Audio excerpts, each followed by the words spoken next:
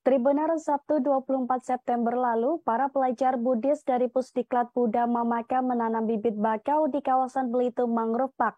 Pasalnya, aksi menanam 1.000 bibit bakau ini merupakan kegiatan edukasi dan bentuk kepedulian mereka terhadap lingkungan Tribuners.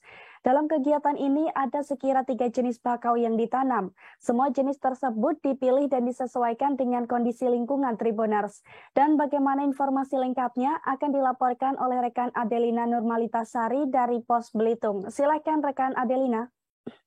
Baik, terima kasih rekan Ariska dan Tribuners. Dapat kami informasikan bahwa memang di kawasan Belitung Mangrove Pakusong Bugis, Desa Jurus Seberang Belitung ini, pengunjung, masyarakat maupun komunitas bahkan perusahaan dapat berdonasi untuk pembibitan bakau seperti yang baru-baru ini dilakukan oleh Pusdiklat Buddha Mamaka yang melibatkan para pelajar agama Buddha untuk menanam 1.000 bibit mangrove atau bakau. Dan tidak saja menanam bakau, kelompok yang berdonasi juga akan mendapatkan pengetahuan seputar bakau dari para pengelola lokasi yang juga menjadi destinasi wisata ini, mulai dari jenis bakau, manfaatnya, hingga seputar program donasi bakau yang dilakukan oleh pengelola yakni HKM Seberang Bersatu. Dan saat kami temui, Wakil Ketua HKM Seberang Bersatu, Heri, mengatakan dengan berdonasi pohon bakau, nantinya pengelola akan menyiapkan bibit dan letak penanaman bakau.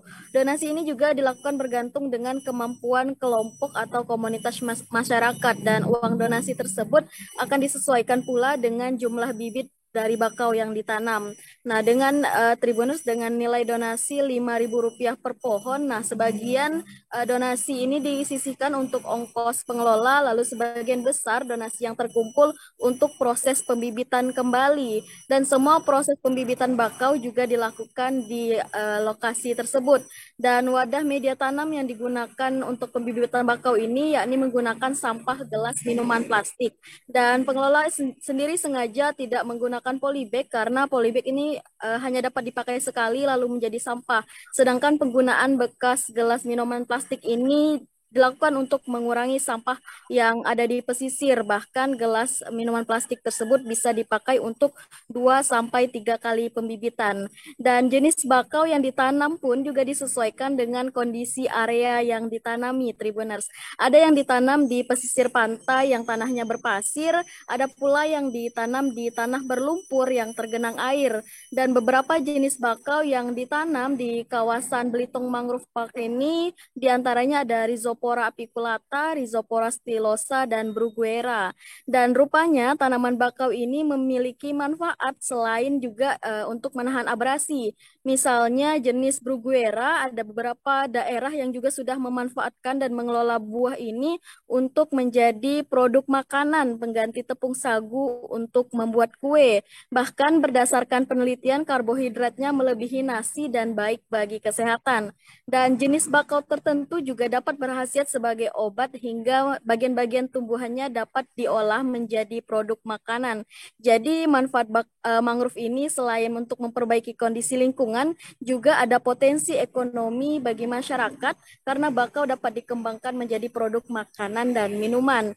Dan kegiatan menanam bakau di kawasan Belitung Mangrove Park ini juga terus dilakukan. Beberapa di antaranya pun rutin dilakukan oleh sekolah, pramuka, maupun komunitas penggiat lingkungan.